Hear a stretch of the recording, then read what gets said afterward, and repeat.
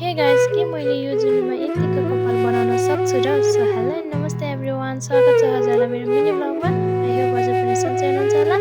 सधैँ चाहिँ आज पनि बिहानै व्यापार गर्नको लागि पसलमा लागियो र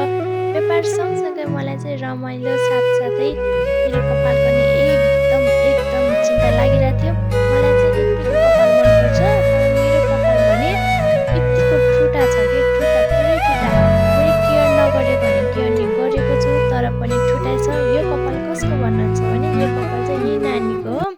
यी नानीको चाहिँ कपाल ठुलो मान्छे जस्तो एकदम राम्रो छ र म चाहिँ छिटै रुम फर्किनको लागि चाहिँ म रेडी हुन थाल्यो र रुम आइसकेपछि फ्रेस भएर आफ्नो दिनभरको कामको थकान मेटाउनलाई तातो तातो खाना खाइसकेपछि म चाहिँ अब बेलुकाको काम सकाएर सुत्न थालेको thank you so much for watching love you all bye bye next भिडियोमा भेटौँला।